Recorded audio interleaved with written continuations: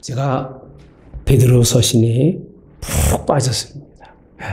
여러분들도 아마 마찬가지라고 생각을 합니다. 어떤 분이 그러시더라고요. 그렇게 말씀을 같이 많이 나누어 보았지만 이번에 베드로 서신을 같이 공부하면서 참 좋았다는 말씀을 해주셔서 거기 힘을 얻어가지고 제가 더 하나님의 말씀을 깊이 보면서 야, 이게 베드로가 우리에게 전해주시는 말씀이구나. 이렇게 귀할 수가 있을까? 이렇게 깊을 수가 있을까? 너무 아주 그냥 푹 빠져서 여러분들하고 다른 사설을 나눌 시간이 없습니다. 우리 먼저 7절에 있는 말씀 함께 보면서 말씀을 나누도록 하겠습니다. 시작.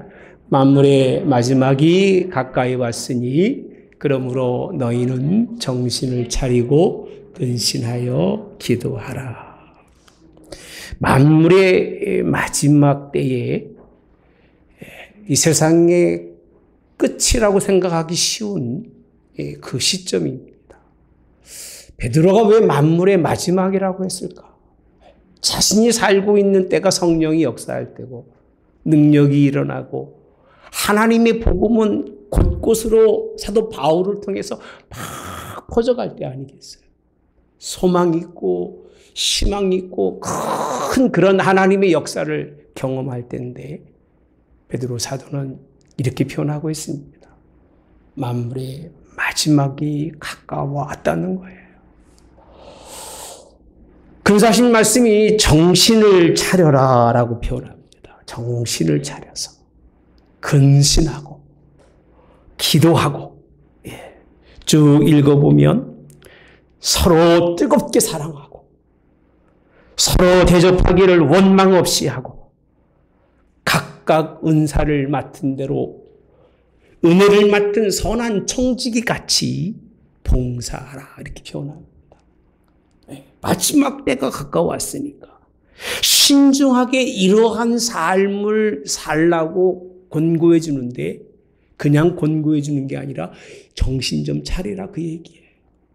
이 말씀을 깊이 들어가 보면 정신을 못 차리고 있다는 거예요.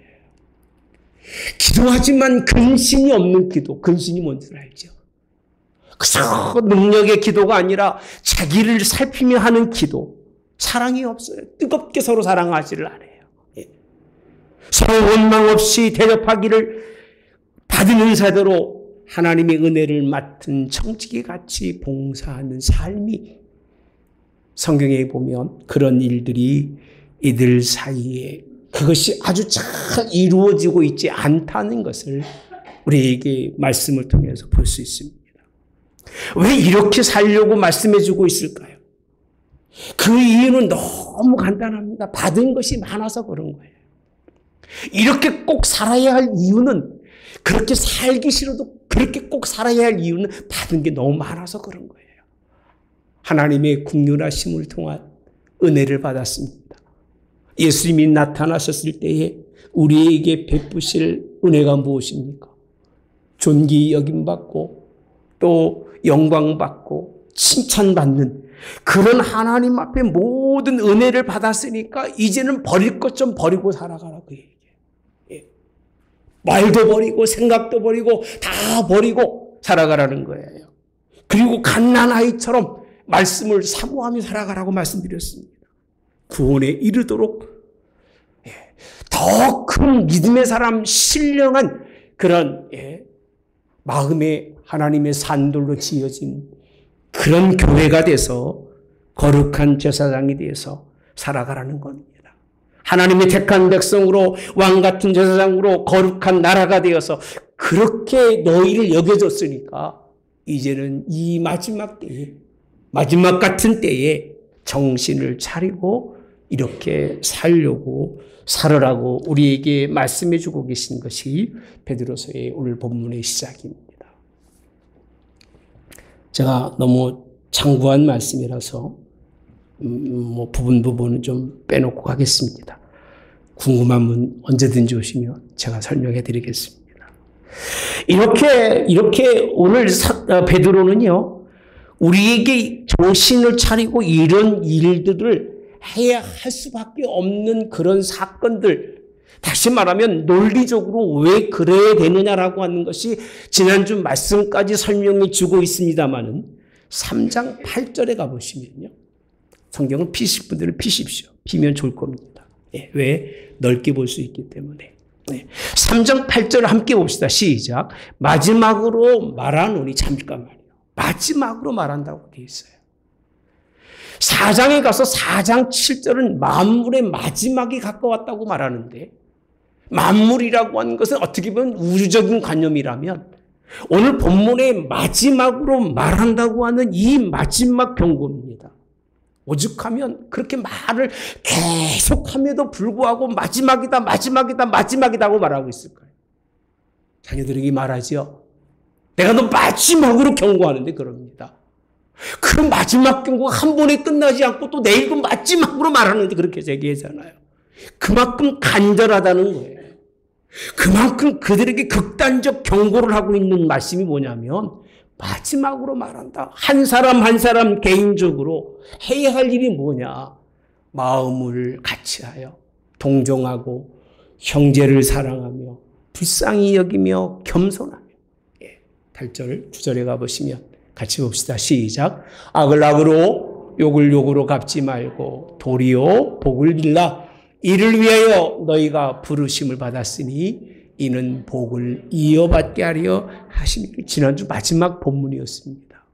마지막 복을 이어받는 사람들. 마지막으로 설명하는데 제발 복을 이어받는 그런 사람들이 되라는 거예요. 세상의 것으로 갚으려고 하지 말고 오히려 이런 것 때문에 부름받은 것이 아니니까 이제는 마음을 같이 하며 동정하고 형제 사랑하며 불쌍히 여기며 겸손으로 그것으로 복을 이어받는 사람이 되어야 되는데 그 이유가 10절에 보니까 생명을 사랑하고 좋은 날 보기 원하는 자를 혀를 금하여 악한 말을 그치며 그 입술로 거짓을 말하지 말고 11절 악에서 떠나 선을 행하고 화평을 구하며 뭘 따르라? 그것을 따르라 라고 되어 있습니다. 자기 생명을 사랑하고 그 얘기입니다. 좋은 날 보기 원하는 사람은 제발 이렇게 살으라는 거예요. 이렇게 사는데 하지 말아야 할 것을 개인적 종말이 다가오고 있으니까 이거를 부탁하고 있는 게 사도 베드로예요. 전 이해를 못했어요. 아니 베드로 시대에 그렇게 성령이 충만하고 역사에서 막 복음이 증거되는 시대에 왜 이런 말씀을 하고 있을까?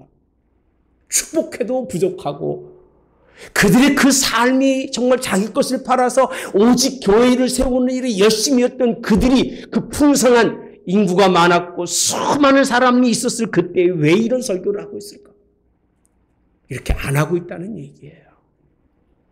겉으로는 부흥하고 겉으로는 대단하고 겉으로는 신앙생활 잘하는 것 같으나 이제 신앙이 한 세대가 지나가면서 그들 마음속에서는 하나님의 사랑이 없습니다.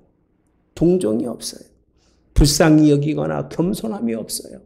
악을 주면 악을 갚고 욕을 주면 욕을 갚고 그렇게 살아가는 그런 세대 속에 비춰졌기 때문에 베드로는 마지막으로 권고한다고 그렇게 말씀하면서 극단적 경고를 해주고 있습니다.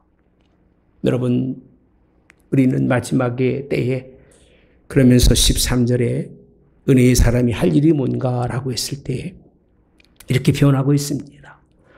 또 너희가 열심으로 선을 행하며 이렇게 표현합니다. 누가 너희를 헤아리요. 따라서 합시다. 열심으로 선을 행하며 누가 너희를 헤아리요. 뭐라고 살아가는 얘기예요? 마지막 은혜 받은 사람들이 해야 할 일이 뭐냐? 적어도 선을 행하라 그 얘기.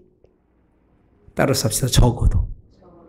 적어도 자기 행실 속에서 선한 일을 하는 사람이 되라 그 얘기예요. 선한 행실을 가지라 그 얘기입니다. 적어도 열심으로 선을 행하고 살아가라 그 얘기입니다. 그래서 또라는 말씀은 연결선입니다. 또라는 얘기는 마지막으로 권하는데 또 너희에게 말하는데 열심으로 선을 행하면 누가 너희를 해하거나 너희를 누가 미워하거나 너희를 싫어할 사람이 누가 있겠느냐.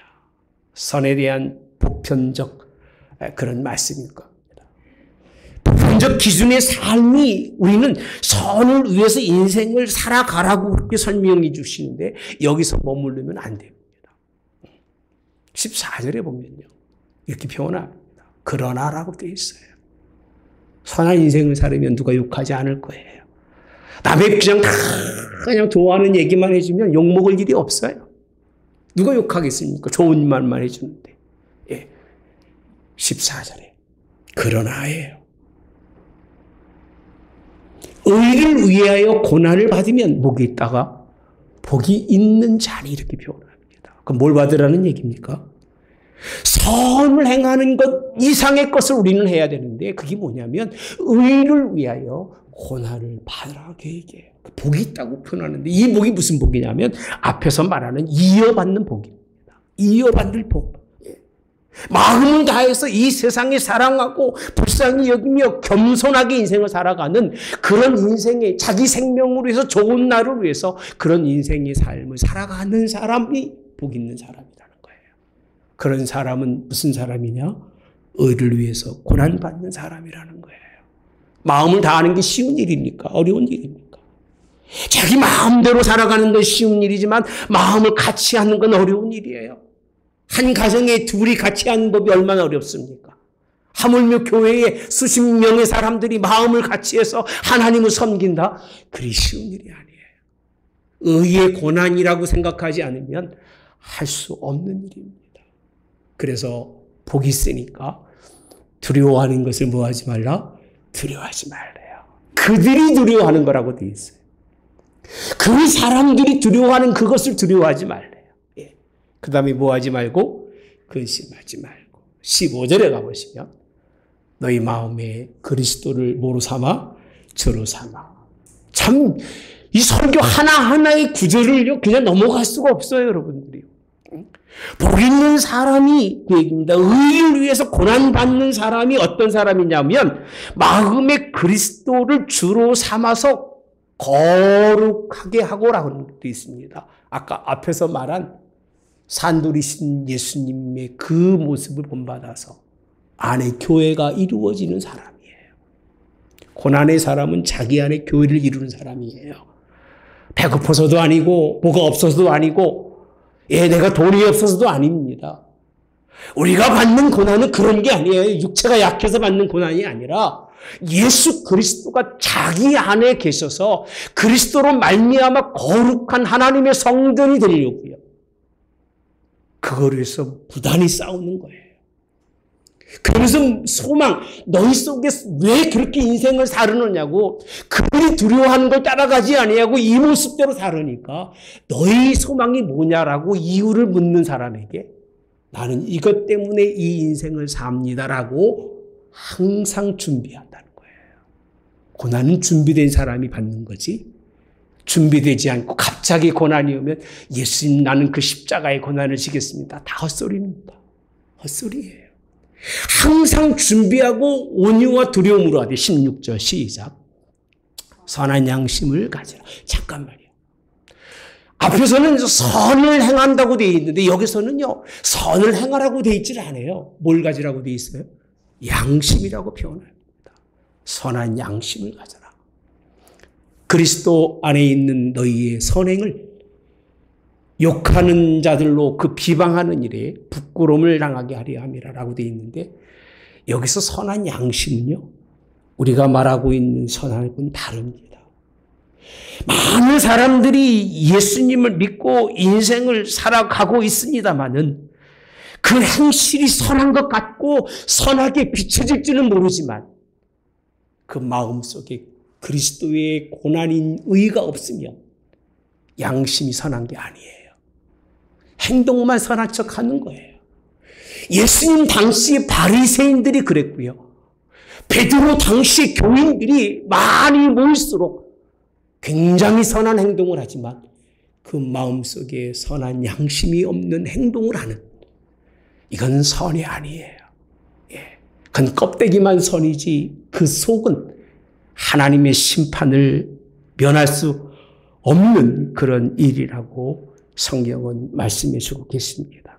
행실의 거룩한 것, 이방인 중에서 행실을 선하게 가는 것 아무리 강조해도 부족함이 없어요. 그렇게 사셔야 돼요, 여러분들은요. 거기에 머물러 있지 마십시오. 마음이 선한 양심이 있기 바랍니다. 선한 양심은 예수님으로 말미암지 않고는 안 되기 때문에 그리스도 예수님이 여러분 마음속에 계셔서 그분 때문에 그분을 위해서 세상 사람들이 두려워하는 것 두려워하지 아니하고 오직 하늘 소망을 가지고 하나님의 고난에 의해 참여할 수 있는 여러분 되시기를 주님의 이름으로 축복합니다. 이게 베드로가 말하고 씀하고 있는 본문입니다. 보편적 선에서 머물러 있지 마시고 하나님 앞에 나아갈 수 있는 여러분 되어지기를 오늘도 주님이 원합니다. 선한 양심이 없는 선을 행하고 나는 선한 일을 한다고 얘기하지 마시고 예수님의 그 고난이 나의 마음속에 없으면 나는 선은 있지나 선한 그런 마음이 없는 그런 사람이라고 베드로가 분리해서 설명해 주고 있어요. 제 얘기는 아닙니다. 제가 여러분 판단할 자격도 없고 그렇게 가르칠 자격도 없지만 베드로는 분명히 우리에게 그렇게 말씀해 주고 계십니다. 선한 양심을 가진 선한 행동이 뭐냐라고 다시 한번 물어본다면 그리스도께서 그 안에 계시는 거예요. 그가 나에게 가르치시는 대로 성령이 그 안에 계셔서 성령이 내게 원하는 그 삶을 살아가는 것이 그것이 선한 양심인 거예요. 선한 양심이 없는 선은 가증하게 여기시고요. 하나님이 기뻐하지 않으셔요. 선한 양심이신 주인이신 예수님이 그 마음속에 있는 여러분 되어지기를 주님의 이름으로 원합니다. 그러면서 4장 1절에 가보시면 베드로는 이렇게 표현합니다. 그리스도께서 이미 육체의 갑옷을 받으셨으니 육체의 고난을 받으셨으니 너희도 같은 마음으로 뭘 삼으라? 갑옷을 삼으라 라고 표현합니다. 육체의 고난이라는 거예요. 그 고난이 의를 3장에 말씀하고 있는 의를 위하여 고난을 받는 것이 그것이 뭐라고요? 선한 양심을 따라서 걸어가는 길이라고 설명하고 있는데 그 고난이 뭐냐는 거예요. 그건 이미 예수님께서 당하신 것인데 육체의 고난을 받아서 육체의 고난을 받은 자를 뭐가 그쳤다고 그랬어요? 죄가 그쳤다고 설명합니다. 그러니까 육체의 고난을 받는 사람은 죄가 그친 거지만 육체의 고난이 없는 사람은 여전히 죄가 그 속에 있다는 거예요. 선을 행해도 죄가 여전히 그 속에 있다는 거예요. 이렇게 설명할 수가 있을까? 베드로 사도가 누군지를 모르겠어요, 지금. 대단한 사람이에요. 사도 바울의 로마서가 다 들어가 있는 것 같아요, 이 속에. 그러니 여러분 후서에 가보시면 더 심합니다. 제 설교는 설교도 아니고요. 제가 여러분들에게 하는 말은 말도 아닌 거예요. 얼마나 지독하게 파고들어오는지 몰라요. 얼마나 지독하게 파고들어서 우리의 죄와 우리의 허물을 긁어내는지 몰라요. 칭찬이 아니에요, 여러분들. 여러분들 잘했다고 선한 일 했다고 이렇게 우애주는 게 아니에요. 하나하나 끄집으면서 우리의 허물이 무언가를 설명해 주고 있는데 그 당시 그 교인을 향해서 이 시대를 향해서 주시는 말씀이 이 말씀이에요. 예수님의 의의 고난을 받는 사람은 같은 마음으로 뭘 삼으라? 갑옷을 삼고요. 어디에? 마음에. 그 마음을 뺏기지 말라 그 얘기예요. 예수님을 향해서 예수님을 바라보면서 그 마음을 잃어버리지 아니하도록 그 길을 걸어가는 길이 고난이라는 거예요. 예수님이 오실 때까지 죄송합니다. 나타나실 때까지 오신다는 얘기는 안 하겠습니다. 나타나실 때까지 마음이 갑옷으로 잘 갖추어서 예수님이 육체의 고난받은 것처럼 너희도 고난 속에 있어야만이. 아니 무슨 고난이 많았기에 그 고난 받는 자가 뭘 그쳤다고 되어 있어요? 죄가 그쳐졌다고 말합니다. 그리고 2절에 가보시면 죄가 그쳐졌는데 그 후로는 다시 사람의 정욕을 따르지 않고라고 되어 있어요. 따라서 할까요? 사람의 정욕을 따르지 않고. 사람의 정욕이 뭔가는요, 3절에 보니까 사람의 정욕은 이렇게 표현합니다. 너희가 음란과 정욕과 술 취함과 방탕과 향락과 무법한 우상 숭배. 나는 오늘날 사람만 이런 줄 알았어요. 그 당시는 안 그런 줄 알았어요. 베드로 시대의 사람들 가운데 그 옛날 고전적인 사람들이 무슨 정욕, 음란, 술 취함, 방탕, 현대인들만 그런 줄 알았다니까요. 현대인들은 이게 너무 많아가지고 말도 못하잖아요, 지금. 너무 흔해져가지고 아예 수치스러우니까 말도 안 하고 살아가잖아요. 그 당시에도 우리보다는 덜했겠죠.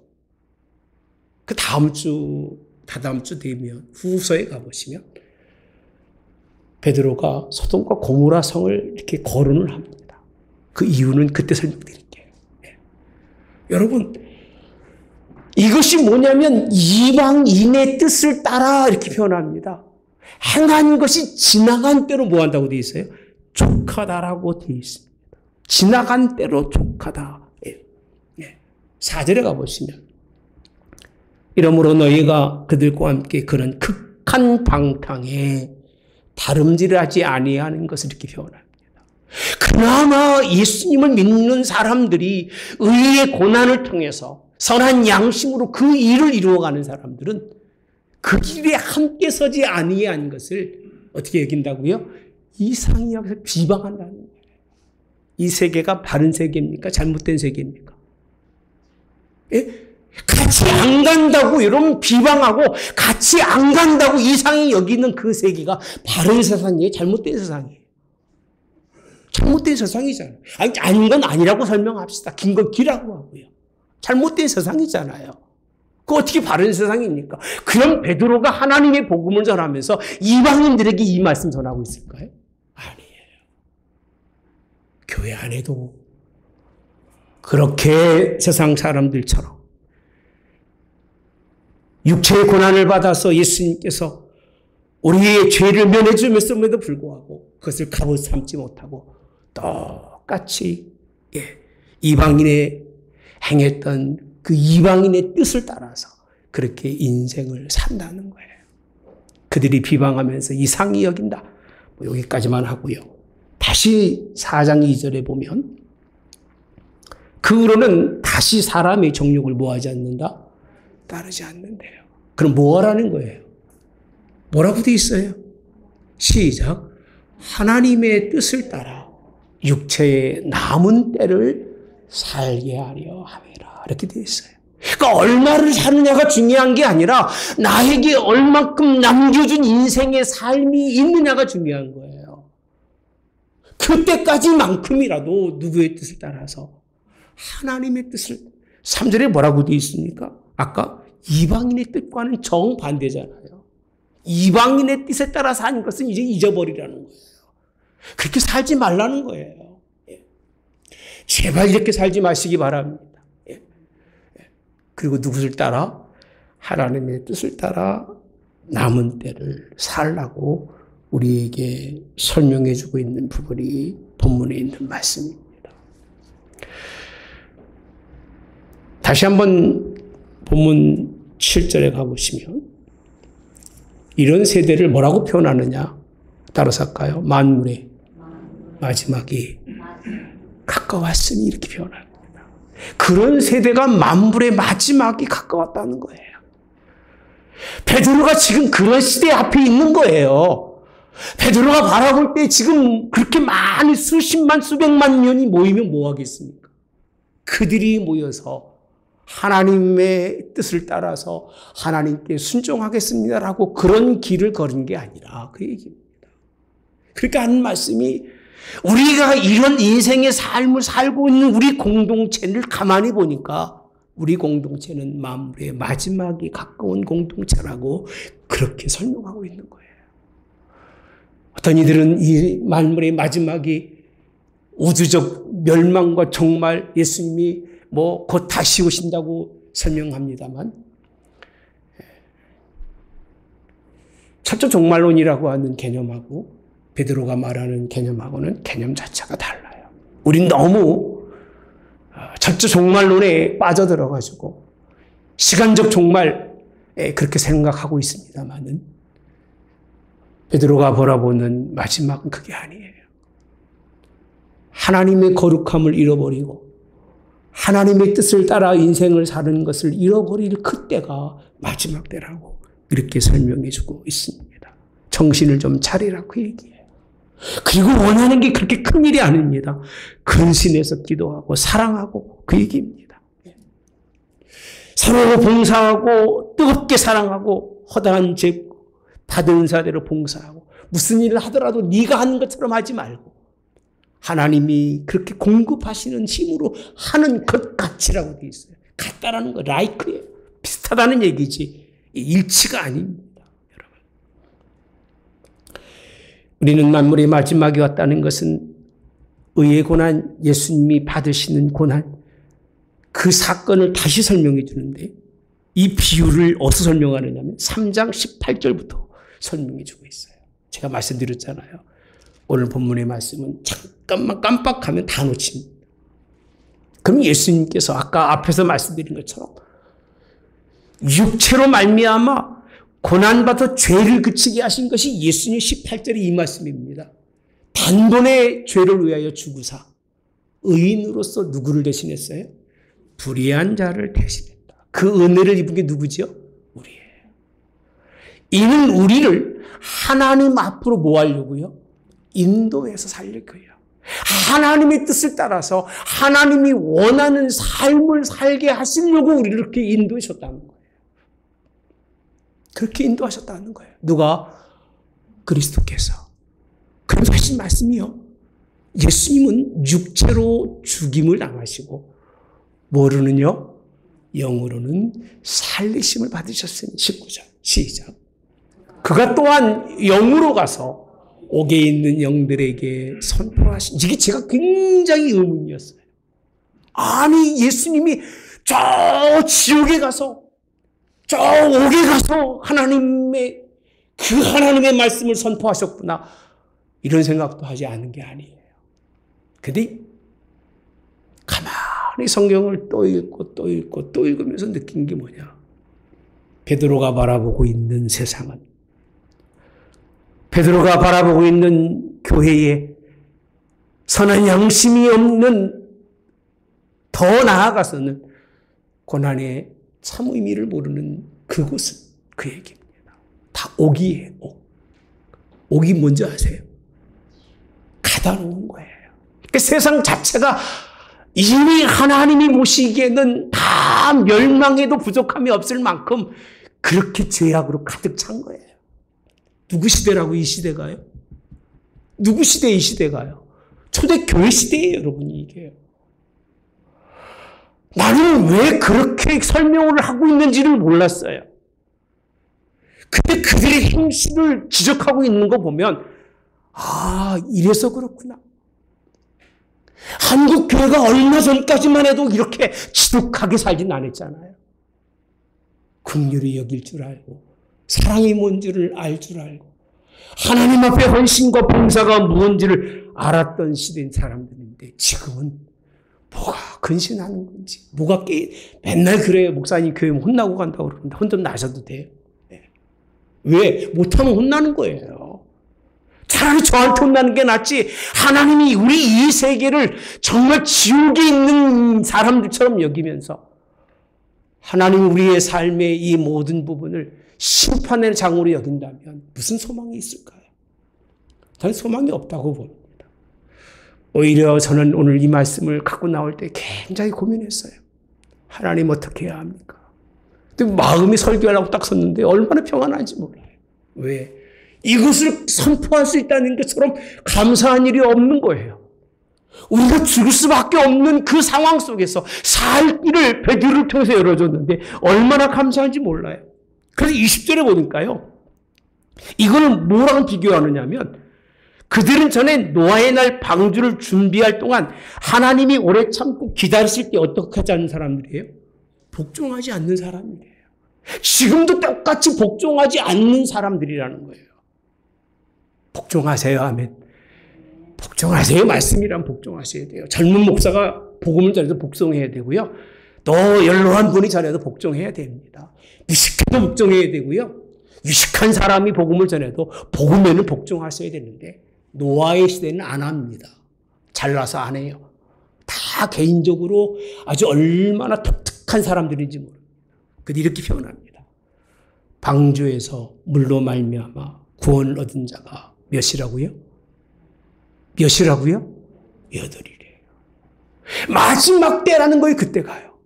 노아의 때가 마지막 때인데 그렇게 준비하지 않아서 멸망인데 겨우 8명밖에 구원 못 받았는데 지금 이 시대에 하나님 예수님께서 의를 위해서 고난받으면서 선한 양심을 가지고 선한 행실을 가지고 살아가는 사람이 몇이냐고 묻는 거예요, 지금. 그러니 노아의 때만 마지막이 아니라 지금 이때도 마지막이 가까이 온 게 아니냐라고 설명하고 있는 게 본문이더라고요. 그러고 나니까 하나님의 말씀이 다 풀려요. 종부에 가서 지옥에서 복음을 전한 게 아니라 지금 지옥 같은 인생의 삶을, 옥 같은 인생의 삶을 살고 있는 이들에게 예수님은 여전히 오셔서 우리를 죽어주시고 여전히 오셔서 우리를 위해서 고난받으시고 그가 당하신 육체의 고난으로 말미암아 우리의 죄를 그치게 하시고 하나님의 뜻대로 살게 하시려고 하는데 왜 안 하느냐는 거예요. 왜 하나님의 뜻대로 인생을 살지 않느냐는 거예요. 그날과 뭐가 다르냐는 것이 오늘 베드로의 설명이지 뭐 지옥에 내려가고 설교서 저도 이게 참 난해해 설교 해본 적이 없습니다. 나름대로 그냥 멋있게 해보려고 해서 봤지만 그 답이 아니었어요. 21절에 그런 예수 그리스도께서 부활하심으로 말미암아 이제 너희를 뭐하다? 구원하는 표라고 되어 있습니다. 노아의 시대에 물로 구원하셨던 그 사건을 뭐랑 비교하고 있다고요? 뭐랑 비교하고 있어요? 예수 그리스도의 부활로 말미암아 너희를 구원하는 뭐라? 표, 세례라. 그러면서 따라서 합시다. 이는 육체의 더러운 것을 제하여 버림이 아니요. 뭘 제하여 버리고 용서해 주는 게 아니라는 거예요. 뭐라고 되어 있어요? 하나님을 향한 선한 양심에 간구라. 무슨 양심이라고 되어 있어요? 선한 양심. 아까도 배웠습니다만, 아까 나눴잖아요. 선한 양심을 가지라. 선한 양심은요, 오늘 예수님께서 우리의 죄를 용서하시면서 오직 하나님의 뜻대로 살게 하시는 그 방법이 선한 양심입니다. 이 육체의 고난을 온전히 하나님 앞에 받고 살아가는 만물의 마지막이 됐으니 제발 정신 좀 차리고 그렇게 살라고 권고하는 것이 7절에서부터 있는 말씀입니다. 여러분들 정신을 차리시면서 근신해서 기도하십시오. 이건 아무리 강조해도 여러분들에게 부족함이 없을 줄 믿습니다. 뜨겁게 서로 사랑하라고 허당한 죄를 덮는다고 그렇게 표현합니다. 마지막 때 할 일이 무엇인가를 대접하기를 원망 없이 각자 은사를 받은 대로 하나님이 여러 가지 은혜를 맡은 선한 청지기같이 따라서 서로 봉사하라. 11절 함께 봅니다. 시작. 만일 누가 말하려면 하나님의 말씀을 하는 것 같이 하고 누가 봉사라면 하나님이 공급하시는 힘으로 하는 것 같이 하라. 잠깐만요. 네가 한다고 생각하지 말라고요. 선한 양심을 허락하신 양심에 따라 살아가는 거지. 내 선한 행위가 여러분들이 무슨 일을 했든지 간에 그 행위는 하나님이 판단하는 거지. 그 양심이 없는 선한 행위는 바리새인들의 그 모습과 똑같은 거기 때문에 자랑할 것도 드러낼 것도 없다 그 얘기입니다. 그러면서 이렇게 표현합니다. 이는 이렇게 하는 것은 범사의 그리스도 예수 그리스도로 말미암아 하나님이 뭘 받는다? 영광을 받고 그 영광과 권능이 어디도록 세세 무궁토록 있다고 우리에게 말씀해 주고 계신 것. 여러분 결국은 마지막은 우리에게 덮쳐오는 게 아닙니다. 마지막은 세상이 정말로 쩍쩍 갈라져서 무너지는 것만이 아니에요.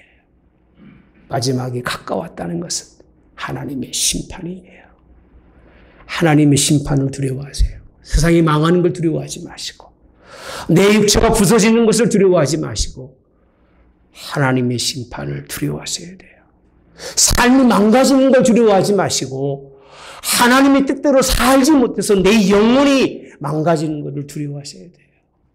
그렇게 살지 않으면 하나님 앞에서의 구원받을 자가, 오늘도 오기 전에 너무 복잡한 말씀이라 정원 선생님하고 한 15분 말씀을 제가 쭉 설명해 드렸어요. 네. 여러분, 이 본문의 말씀은 우주적인 종말 때문에 두렵고 움츠리게 하는, 그렇게 하려는 게 아니에요.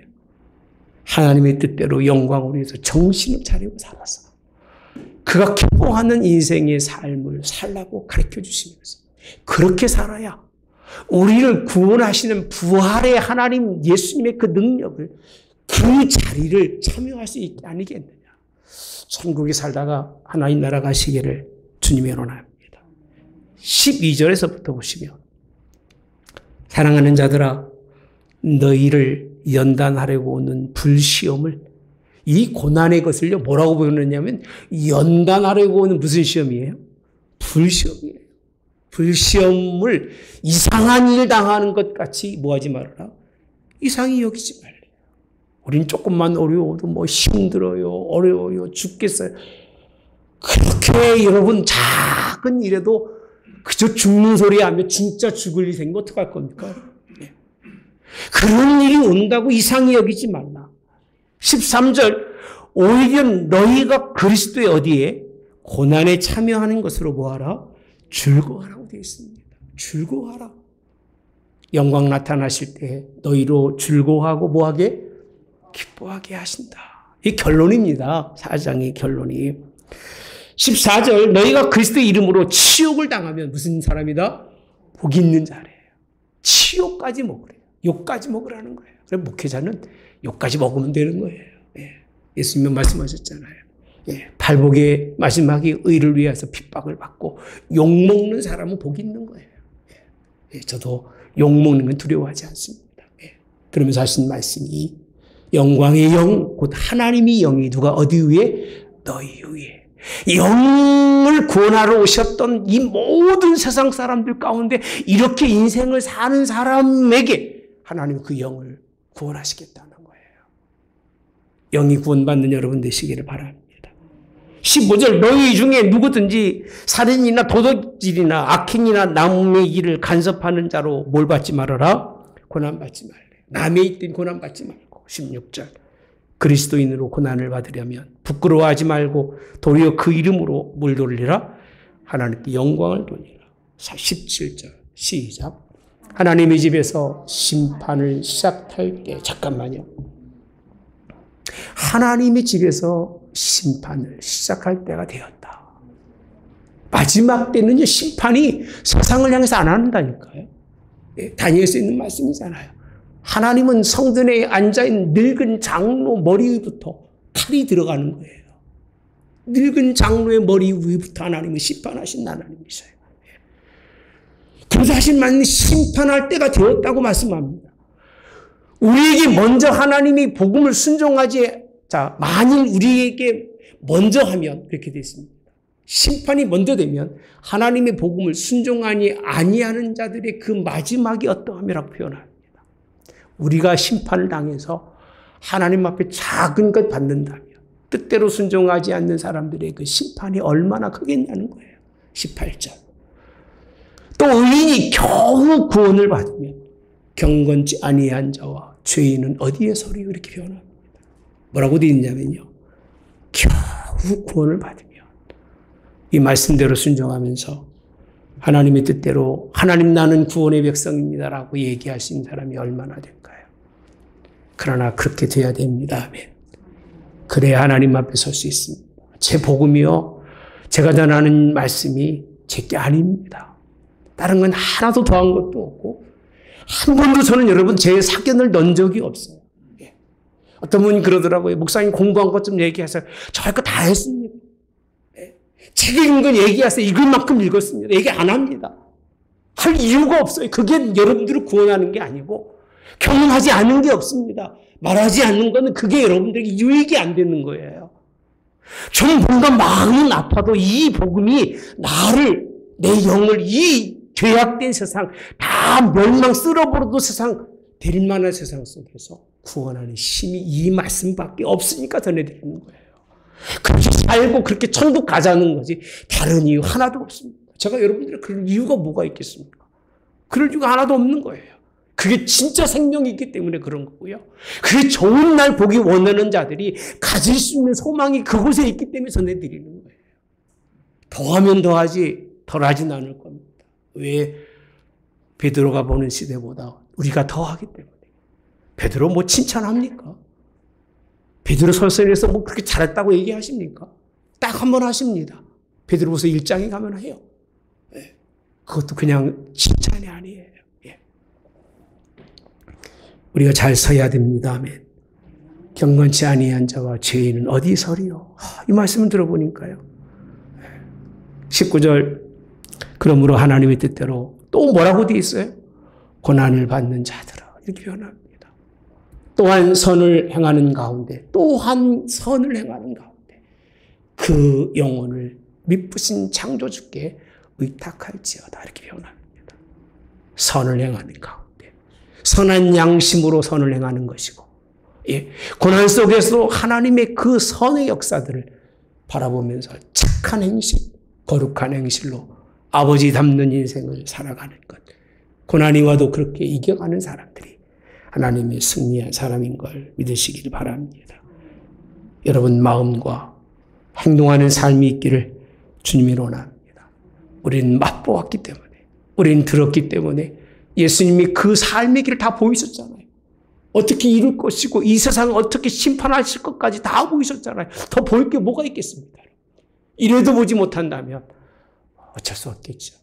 여러분들이 보여진 대로 이 하나님의 뜻대로 승리하는 마지막을 사는 우리 하늘문께 성도 여러분 되시기를 주님의 이름으로 축복합니다. 좋으신 하나님 감사합니다. 마지막이 가까웠다고 말씀하시면서 마지막으로 권한 말씀까지 우리가 돌아보며 어떻게 인생을 살아가는 것이 이 하나님 옥과 같고 이 폐역해서 다 멸망받을 수밖에 없는 세대 속에서 구원의 백성으로 살 것인지를 깨우쳐 주신 하나님, 그 은혜 감사하오니 하나님 영광 받으시고 그렇게 살다가 뭐 육신이 연약하고 마음이 약하다 하지 말고 이제는 그렇게 사는 것이 마땅한 줄 알고 마땅히 그 삶을 살다가 주님 나타나실 때에 존귀와 칭찬과 영광을 받는 하나님의 그 은혜의 자리에 동참하는 성도들 다 되어질 수 있도록 함께하여 주시옵소서. 예수님의 이름으로 기도하옵나이다. 아멘. 지금은 우리 주 예수 그리스도의 은혜와 하나님 아버지 극진하신 사랑과 그 긍휼하심, 성령의 그 교통내주 역사하심을 통하여 만물의 마지막 이때 오직 하나님의 뜻대로 살아 하나님 나라를 소유하는 주의 백성들 되게 하옵기를 성부와 성자와 성령의 이름으로 축원하옵나이다. 아멘.